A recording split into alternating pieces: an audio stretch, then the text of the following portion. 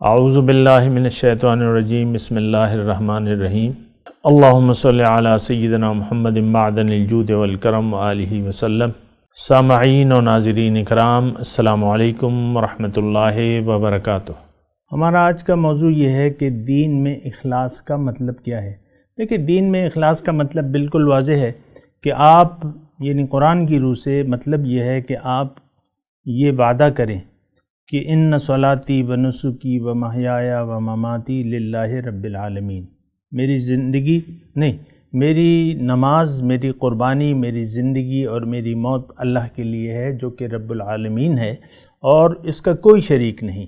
تو دین میں اخلاص کا مطلب دیکھیں یعنی یہ معلوم ہونا چاہیے آپ کو کہ دین میں اخلاص کا مطلب فقط صرف یہ ہے کہ آپ اپنی زندگی کو اللہ کے لیے خاص کر دیں۔ منزل آپ اللہ کو بنا لیں۔ اللہ کو بنا لیں کیا مطلب؟ اللہ کی ملاقات کے لیے تیاری۔ آپ دیکھیں، یہ مثال تو کچھ اتنی اچھی نہیں ہے لیکن میں دے دیتا ہوں۔ ایک یعنی ورلڈ کپ کا ایک مقابلہ ہونے والا ہے کرکٹ کا، تو آپ مجھے بتائیں کہ اس میں اگر صرف ایک مہینہ رہ گیا ہے اور ورلڈ کپ کا مقابلہ ہے کرکٹ کا، تو کیا دونوں ٹیمیں جو ہیں وہ اس فائنل کو بھول کے، یعنی فائنل کا مقابلہ ہے، ورلڈ کپ فائنل کا مقابلہ ہے، آپ مجھے یہ بتائیں کہ کبھی اس کے ذہن سے، اس ٹیم کے ذہن سے وہ فائنل نکل سکتا ہے؟ فائنل جو مقابلہ ہے نہیں نکل سکتا، بلکہ وہ بھرپور مقابلہ اور کوشش اپنی اکیڈمی میں شروع کر دیں گے کہ بھئی مہینے بعد مقابلہ ہے۔ تو اب وہ مہینے بھر جو مقابلہ ہے، یعنی مہینے کے بعد جو مقابلہ ہے، آپ دیکھیں سارا مہینہ اسی خیال میں لڑکے سوئیں گے بھی اور اٹھیں گے بھی، اور سارے کام بھی۔ کیا باتھ روم جاتے وقت وہ بھلا دیں گے یہ مقابلہ؟ کھانا کھاتے وقت، سوتے وقت، سوتے میں بھی وہ دیکھیں گے کہ بھئی یہ مقابلہ ہونے والا ہے۔ تو میں آپ کو یہ کہہ رہا ہوں کہ دین میں اخلاص کا مطلب یہ ہے کہ کسی وقت بھی آپ کا دل اللہ کی یاد سے غافل نہ رہے، بلکہ اس اللہ کے حضور کھڑے ہونے کی جو جگہ ہے، جو مقام ہے، جو جواب دہی ہے، ہر وقت اس کا خیال رکھے، کیونکہ اللہ کے سامنے کھڑے ہونا، یہ میں کہتا ہوں کہ یہ بڑی بات ہے، بہت بڑی بات ہے۔ ہم تو آپ دیکھیں نا، یہاں اگر آپ کی پیشی ہوگی یا کسی نے آپ کو بلا لیا کہ بھئی ایک مجرم کو اگر ایک سپریم کورٹ کے جج نے بلا لیا تو اس کی نیندیں نہیں اڑیں گی ایک مجرم کو۔ تو ہم تو یعنی انسان تو خطا کار ہے۔ اب اس کا سامنے اللہ تعالیٰ کے کھڑے ہونا، جب بلاوا آ جائے اور یقینی ہو تو کیا اسے پریشانی نہیں ہوگی نا؟ تو اب یہ ہے نا، اس کا مطلب یہ ہے کہ دین میں یہ اپنے مخلص ہو جائے گا۔ دین میں مخلص یعنی زندگی میں مخلص، یہ بات نوٹ کر لیں۔ دین کا مطلب دنیا کی جو زندگی آپ گزار رہے ہیں، یہ سب کیا ہے؟ دین ہے۔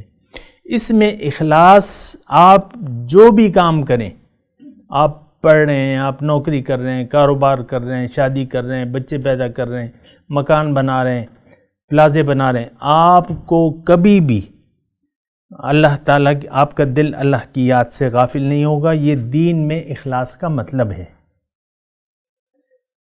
کہ جو بھی آپ کر رہے ہیں۔ اور یہ قرآن کی ایک آیت بھی میں آپ کے سامنے پیش کر دوں۔ اللہ تعالیٰ فرماتا ہے، رجال اللہ تلہیہم تجارت ولا بیع عن ذکر اللہ۔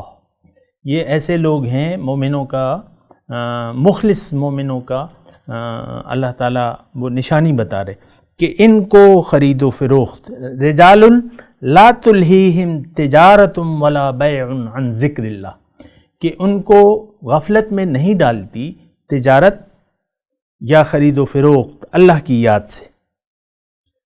بس یہ بنیادی ہے یہ ایک چیز کہ میں نے اللہ کے سامنے حاضر ہونا ہے اور شرمندگی کے ساتھ نہیں جانا میں نے، کہ میں شرمندہ ہوں اپنے ہر کام پہ اور ہر فعل پہ اور ہر نیت پہ۔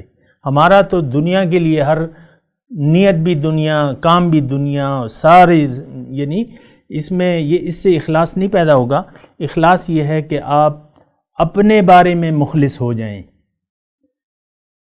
اپنے بارے میں، کیونکہ آگ میں جلنا تو انسان ہی نہیں ہے، یا تو یہ جنت جائے گا یا دوزخ میں جلے گا، دو ہی ٹھکانے ہیں نا، تیسرا کوئی ہے؟ تو اگر یہ دنیا کے خیال میں زندگی گزارے گا تو یہ یقینی طور پہ جائے گا جہنم میں۔